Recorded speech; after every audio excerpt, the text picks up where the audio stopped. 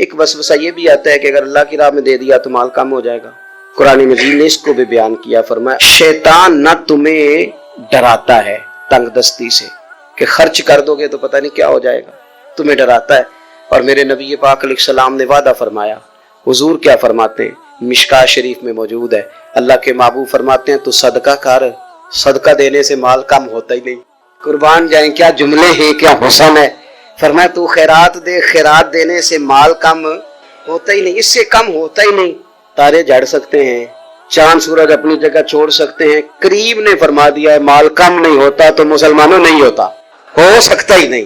صدقات خیرات دینے سے مال کم، آپ یقین کریں اس حدیث پر وجد ہوتا ہے کہ تم صدقات دو، خیرات کرو، مال کم ہوتا ہی نہیں. اللہ کی راہ میں دینے سے کمی آتی ہی نہیں. یہ مدینے والے رسول نے فیصلہ فرما دیا، یہ حضور نے کہہ دیا ہے، تو بات ختم ہو گئی. عزیز دوستو، اللہ تعالیٰ نے قرآن مجید میں جا بجا نبی اکرم صلی اللہ تعالیٰ علیہ وسلم کے خوبصورت فضائل، شمائل اور کمالات کا بیان فرمایا ہے. حضور سید عالم صلی اللہ تعالیٰ علیہ وسلم کی غلامی کی بات ارشاد فرمائی ہے، اور ہمیں نبی پاک علیہ السلام کی اتباع اور پیروی کا درس اور سبق دیا ہے. جو آیہ کریمہ میں نے آج قرآن مجید سے تلاوت کی ہے، اس میں بھی اللہ تعالیٰ نے فرمایا انا ارسلناک شاہدا ومبشرا ونذیرا. اے محبوب علیہ السلام، بے شک ہم نے آپ کو گواہ بنا کے بھیجا ہے، خوشخبری دینے والا بنا کے بھیجا ہے، اور ڈر سنانے والا بنا کے بھیجا ہے.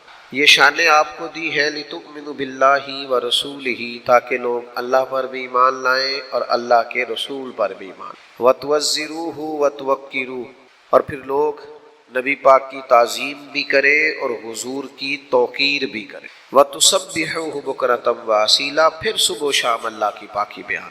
تو اللہ تعالیٰ نے حضور کو عظمتوں، شانوں، بلندیوں اور رفعتوں کے ساتھ بھیجا تاکہ لوگ حضور علیہ السلام پر ایمان بھی لائیں اور نبی پاک علیہ السلام کی تعظیم اور توقیر بھی کریں. حضور سید عالم علیہ السلام کی تعظیم، توقیر، آپ کے لیے اپنے دل کے اندر سب سے بڑھ کر اکرام اور احترام کا جذبہ رکھنا، یہ مسلمان کی شان بھی ہے اور اس کا مومنانہ وصف بھی ہے. لیکن حضور سید عالم صلی اللہ تعالیٰ علیہ وسلم کے ساتھ کیے ہوئے وعدوں کو وفا کرنا، یہ بھی حضور کی تعظیم ہے، یہ بھی نبی پاک کی توقیر. ہم بہت سارے رشتے نبھاتے ہیں زندگی میں، ایسے سعادت مند نیک بخت بیٹے اور بیٹیاں ہم نے دیکھے ہیں جو اپنے ماں باپ کا رشتہ نبھاتے ہیں، ہمیشہ ان کی خدمت کرتے ہیں، اپنی زندگی پر بعض چیزوں کو وہ لاگو کرتے ہیں، ڈبل ڈیوٹیاں کرتے ہیں، لیکن اپنے والدین کی خدمت کرتے ہیں. ایسے بھی ہم نے لوگ دیکھے کہ جن کے حصے میں اگر بہن بھائیوں کی خدمت آئی تو انہوں نے بڑی مشقت کی زندگی میں اور بڑی جد و جہد کے ساتھ اپنے بہن بھائیوں کے حقوق ادا کرنے کی کوشش کی. میں نے دیکھا ہے باپ بوڑھا ہو جاتا ہے، کمزوری آ گئی، بیماری آ گئی، تکلیف بڑی بڑھ گئی، اور اس سے اگر کہا جاتا ہے کہ فلاں جگہ پہ فلاں کام کر لیا جائے تو وہ کہتا ہے نہیں، پہلے میں نے بچوں کی شادی کرنی. وہ اس رشتے کو نبھانا چاہتا ہے، اس تعلق کو مضبوط کرنا چاہتا ہے. تعلقات نبھ جائیں نا بندے سے صحیح کر کے تو یہ بھی بڑی بات ہوتی ہے. رشتے صحیح طریقے سے وہ نبھا جائے زندگی میں تو وہ اپنے آپ کو کامیاب سمجھتا ہے. میرے بھائیوں، بلا مثال و بلا تشبیہ، جس طرح ماں باپ، بہن بھائی، بیوی بچوں، دوست احباب، مشائخ اور اساتذہ کے ساتھ ہم کوشش کرتے ہیں نا ہمارا رشتہ نبھ جائے، وفا ہو جائے، ان سب سے بڑھ کر ہمیں کوشش کرنی چاہیے کہ ہمارا جو غلامی رسول کا رشتہ ہے، ہمارا جو ہمارے نبی سے تعلق ہے، حضور نے بحیثیت نبی اس رشتے کو بڑا ہی نبھایا، بڑا ہی نبھایا. دعا کرو امتی کو بھی نبھانے کی اللہ توفیق عطا کرے. نبی کریم صلی اللہ تعالیٰ علیہ وسلم نے بڑی جد و جہد کی. حضور گلی گلی گئے، قبیلہ قبیلہ گئے. ایک شخص نے دین کے بارے میں پوچھا تو اللہ کے حبیب علیہ السلام نے مکمل تفصیلات سے اسے بھی آگاہ کیا. کوئی قافلے کی صورت میں آیا تو حضور نے پیغام دین اسے بھی دیا. حضور نے بحیثیت پیغمبر اور رسول ہونے کے اس جافشانی اور اس کمال کے ساتھ رشتے کو نبھایا ہے.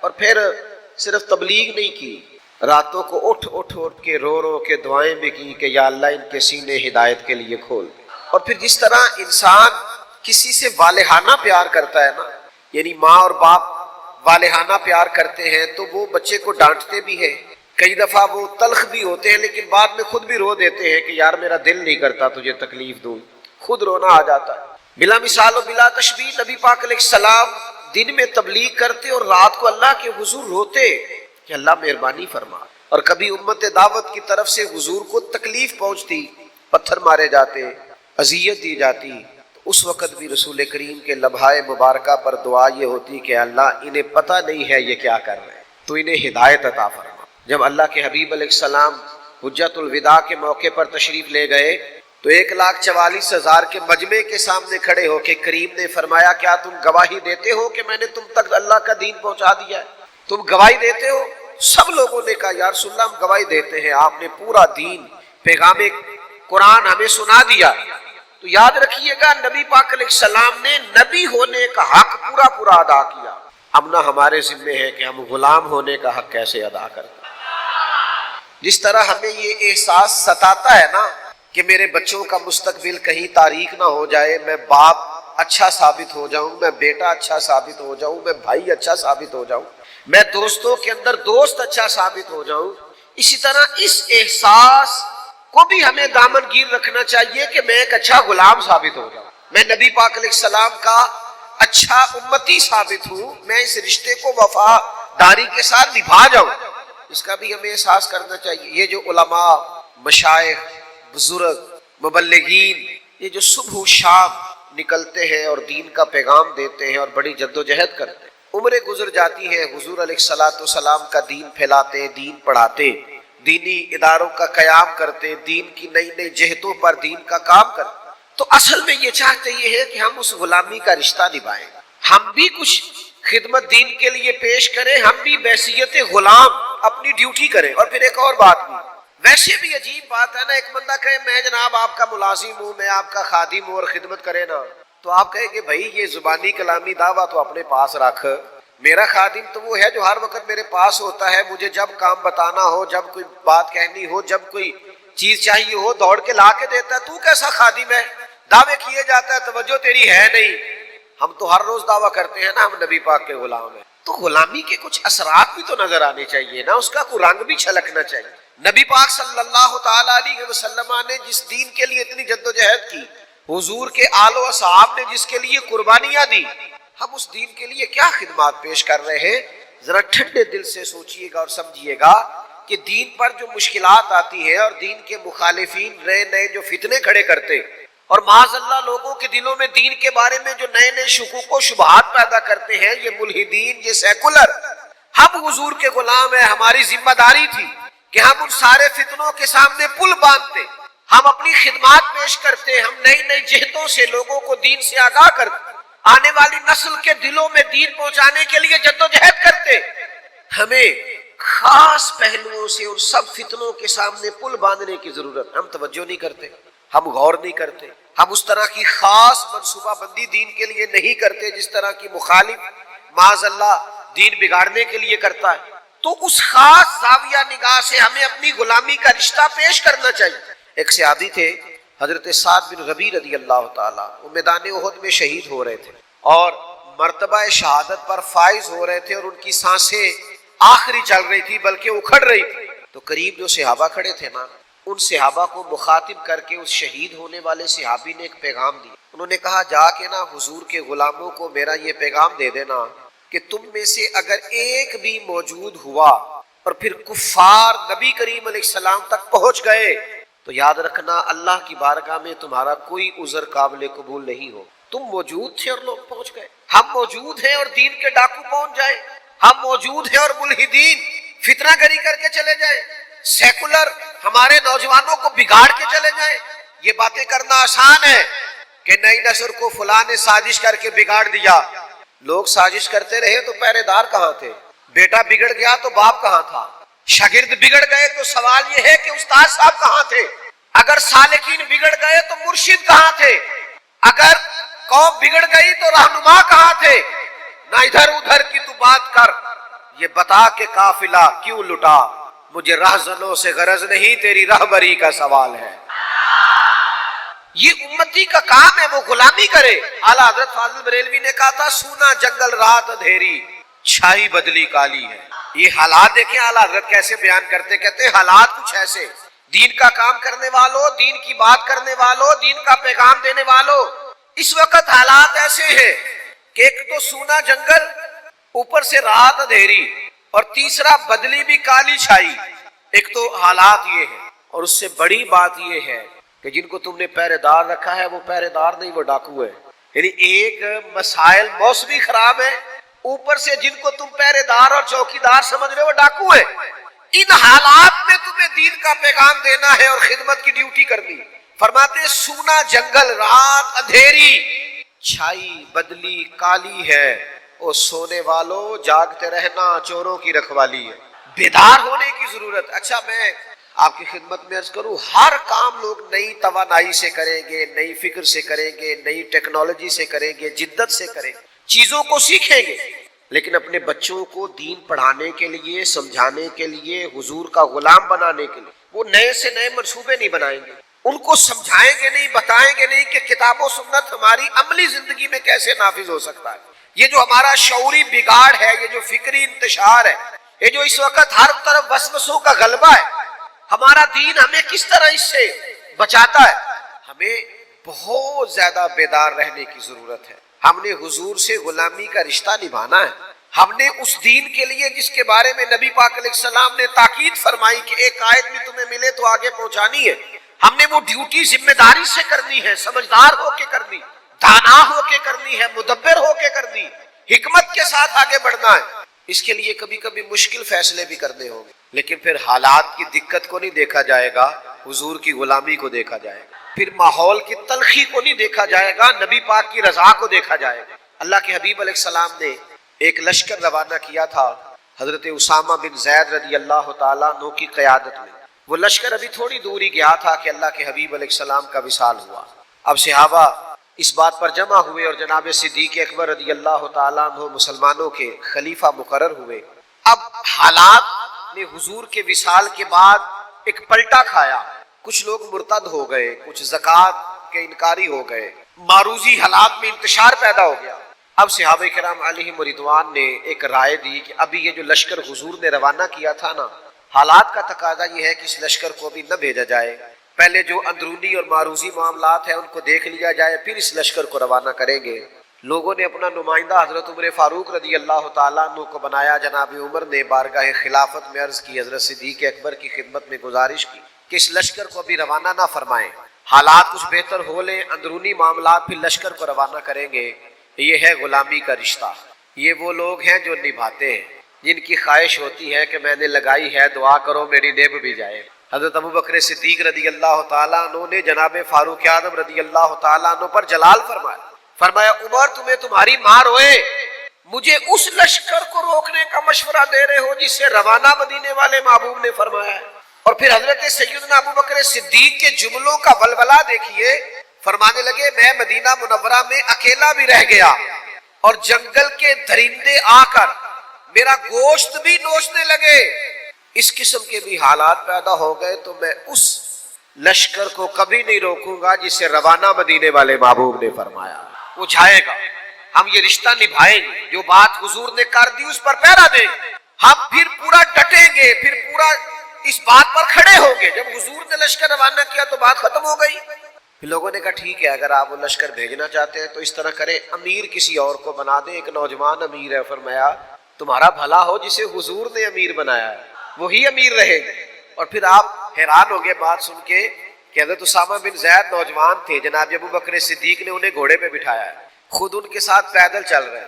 حضرت اسامہ بن زید کہنے لگے یا تو مجھے بھی نیچے اترنے دیں یا آپ بھی گھوڑے پہ بیٹھے. فرمایا نہ تو نیچے اترے گا نہ میں گھوڑے پہ بیٹھوں گا, میں اس کے ساتھ ساتھ پیدل کیوں نہ چلوں جسے میری سرکار نے امیر بنایا ہے. میرے حضور نے جو فرما دیا, جو سرکار نے فیصلہ کر دیا, سانو قید سجن دا کہنا ہے, وہ جنج رکھے ایسا اونج رہنا ہے. حضور نے فیصلہ کر دیا, بات ختم ہو گئی. اب اس میں کوئی لہت و لالا نہیں, کسی قسم کی کوئی وضاحت نہیں. امتی گنجائش ڈھونڈتا پھرتا ہے, معذر راہ رخصت کا متلاشی. بہت سارے لوگ 10 جگہ سے مسئلہ اس لیے پوچھتے ہیں کہ کوئی گنجائش مل جائے. کہیں کو رستہ میرے ہاتھ آ جائے میں کسی طریقے سے بچ جاؤں. غلاموں کے یہ طریقے نہیں ہوتے. غلام نے غلامی کر دی. غلام نے سمجھ میں آئے تب بھی نہ سمجھ میں آئے. آپ نے غلام رکھا ہو, آپ اسے کہیں جا 5 کلو چینی لے یار, وہ آپ کو مشورہ دے 2 کلو منگائے, تو آپ اس کا مشورہ مان لیں گے؟ آپ کہیں گے تو کام کر 5 کلو. وہ کہے جی کیا کرنی ہے؟ تو آپ کہیں گے میں تجھے بتانے کا پابند نہیں, تو ملازم ہے, تو ڈیوٹی کر. یہ عجیب غلام ہے, حکمتیں پوچھتے پھرتے. شریعت نے یہ کام کیوں ضروری قرار دیا, اس سے کیوں منع کیا؟ آپ غلام ہیں. غلام حکمتیں نہیں پوچھا کرتے. امام احمد بن حنبل غلام خرید کے لائے, فرمایا تیرا نام کیا ہے؟ کہا حضور غلاموں کا نام تو نہیں نہ ہوتا, آپ جس نام سے آواز دیں گے میں حاضر ہو جاؤں گا. فرمایا کھائے گا کیا؟ کہنے لگا حضور غلاموں کے نخرے تو نہیں نہ ہوتے. ہم غلام جو ہوئے, غلام تو غلامی کرتے, نخرے تھوڑے کرتے. آپ نے فرمایا کمرہ پسند کر لے. کہنے لگا حضور اشارہ کر دینا میں لیٹ جاؤں گا. امام صاحب کو وجد ہو گیا. فرمایا سینے سے لگ یار, تو غلام تو نہیں, جا تو آزاد ہے, تو آقا بننے کے قابل ہے. راتی جاگے تے شیخ صداوے, راتی جاگ دے کتے, مالک دا دربول نہ چھڑ دے, پاویں مارو 100 جتے. ایک لقمے دا قدر پچھانن, پاویں مالک ہون ستے. رکھا سکھا کھا, رکھا سکھا کھا, دنے جا رکھاں وچ ستے, تیتھوں اتے. اٹھ بلیا چل یار منا لے, نہیں تے بازی لے گئے نہیں کتے.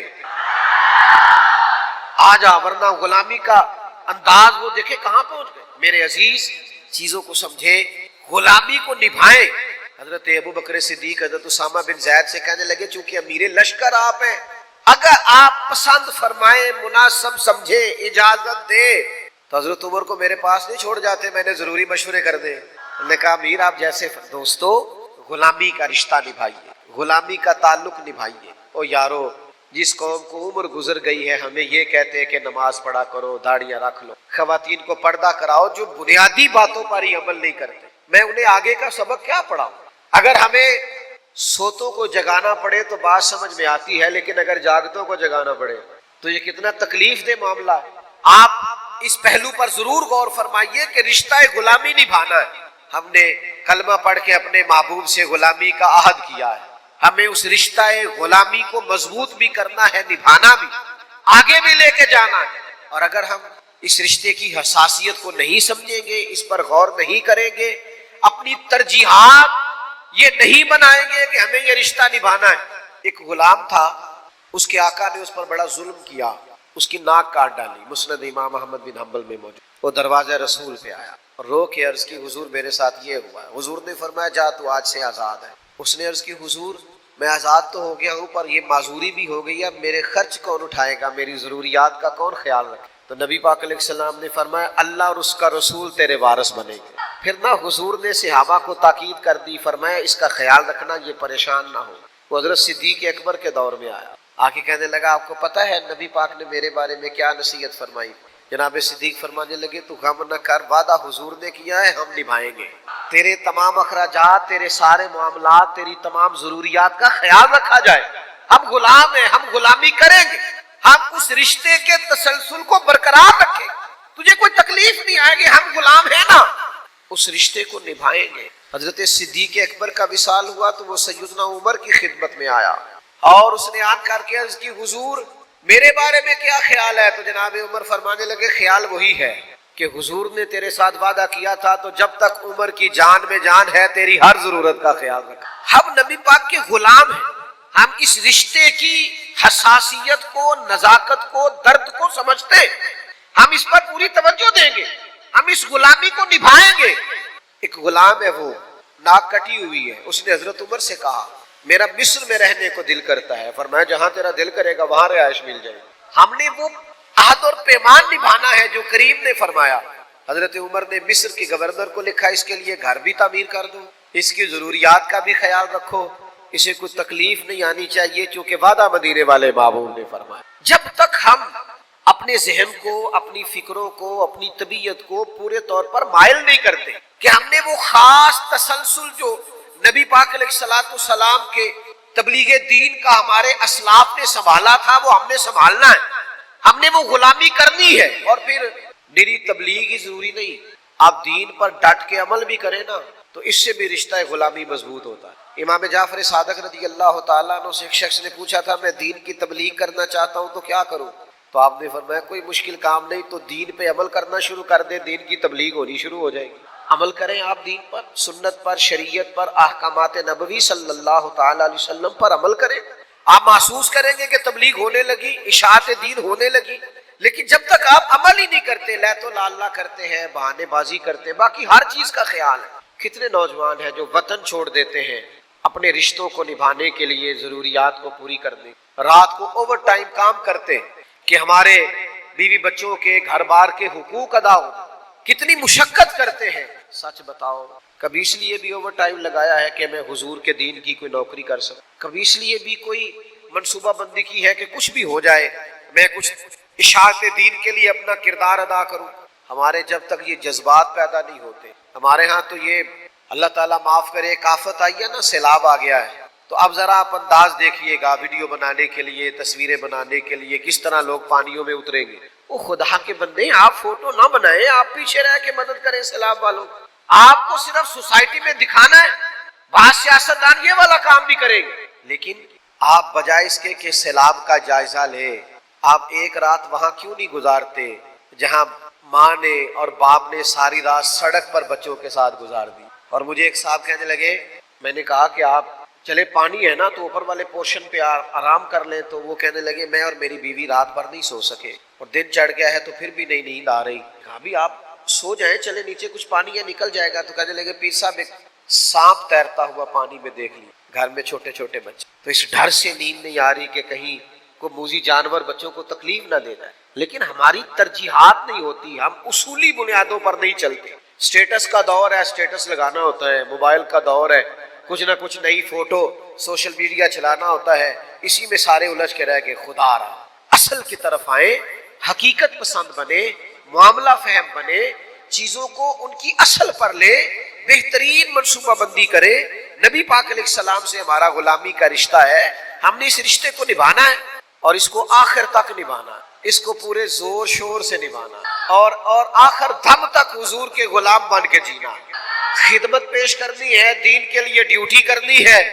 ہدایت تو اللہ تبارک و تعالیٰ عطا کرتا ہے، ہمارے ذمہ یہ ہے کہ مسجد ٹائم پہ کھولیں، اذان وقت پہ پڑھیں، نمازی انشاءاللہ رب بھیج دے گا۔ لیکن کوئی ڈیوٹی تو کریں، کوئی کام تو کریں، کوئی خدمت تو کریں۔ کہیں کسی جگہ دیکھیں ایک آدمی کسی وجہ سے الجھ گیا ہے، اسے کسی ملحد نے، بے دین نے پریشان کر دیا، آپ اتنی نیکی کریں اسے کسی عالم تک لے جائیں تاکہ اس کی تسلی ہو جائے، اتنی تو خیر کر دیں۔ آپ 20-50 لوگوں کے بیچ بیٹھ کر اگر کوئی دین کی ایک آدھ بات کر دیں گے تو آپ کو اندازہ نہیں ہے آپ کتنا کمال کریں۔ اپنے دوستوں کو، اپنے احباب کو اگر آپ تلاوت قرآن مجید پہ لگائیں گے، درود و سلام پہ لگائیں گے، ذکر و فکر پہ لگائیں گے، ان کا آپ یہ ذہن بنائیں گے یار سچ بولنا ہے، بس رزق حلال کھانا اور بس کسی کا حق نہیں دبانا۔ ہو سکتا ہے اس وقت آپ کے دوست آپ کو جواب میں تانا زنی کرے کہ ہمیں پتہ ہے تو کتنا نیک ہے، لیکن اس وقت کہیں گے انشاءاللہ گھر جا کے سوچیں گے یار کہہ تو ٹھیک رہا تھا، کرنا تو ہمیں ویسے ہی چاہیے۔ تو آپ کچھ نہ کچھ دین کے لیے، کچھ نہ کچھ اسلامی روایات کے لیے، کچھ نہ کچھ اسوہ حسنہ کے لیے اپنا کردار ضرور پیش کریں۔ یہ غلامی کا رشتہ یہ نبھانے میں مزہ بڑا آتا ہے۔ وفادار جو ہوتے ہیں وہی سردار ہوتے ہیں، وفادار جو ہوتے ہیں وہی نمک خوار ہوتے ہیں۔ جو وفادار ہوتے ہیں نا دراصل انہی سے پیار ہوتا ہے۔ جو وفادار ہوتے ہیں بنیادی طور پر وہی با کردار ہوتے ہیں۔ جو وفادار ہوتے ہیں وہی ہمیشہ طاقتور ہوتے ہیں۔ اور یاد رکھنا دنیا میں اور کسی سے تم وفا نبھاؤ، تمہیں صلہ ملے نہ ملے، پینے والی سرکار سے وفا کرو گے نا۔ قل ان کنتم تحبون اللہ فاتبعونی یحببکم اللہ۔ اللہ فرماتے ہیں حبیب ان سے فرما دیں اگر یہ رب سے پیار کرنا چاہتے ہیں تو آپ کی پیروی کریں، اللہ خود ان سے محبت فرمائے گا۔ نبی پاک کی غلامی کرو گے رب کے پیارے ہو جاؤ گے، اجر ملے گا۔ نے فرمایا قیامت کے قریب جب دجال آئے گا، یہ دیکھو صلہ کیسے دیتے ہیں حضور، فرمایا جب دجال آئے گا نا تو میرے جو غلام گھوڑوں پہ چڑھ کے اس دجال کے خلاف جہاد کریں گے نا، حضور فرماتے ہیں میں ان کے نام بھی جانتا ہوں، ان کے باپوں کے نام بھی جانتا ہوں، ان کے قبیلے بھی جانتا ہوں، اور جن گھوڑوں پہ چڑھ کے وہ دجال کے خلاف لڑیں گے میں گھوڑے کے رنگوں کو بھی جانتا ہوں، ان گھوڑوں کے رنگوں کو بھی۔ آپ یار دیکھو نا نبی پاک علیہ السلام نے صحابہ کے بیچ بیٹھ کے کہا بتاؤ کامل ایمان کس کا ہے؟ یا رسول اللہ فرشتوں کا۔ فرمایا فرشتے تو اللہ کے عرش کے گر تسبیح پڑھتے۔ یا رسول اللہ پھر ہمارا؟ نبی پاک نے فرمایا تم نے تو معجزات دیکھے، مجھے دیکھا ہے۔ یا رسول اللہ پھر کس کا ایمان کامل ہے؟ تو حضور فرمانے لگے ان کا ایمان کامل ہے جنہوں نے مجھے دیکھا نہیں ہوگا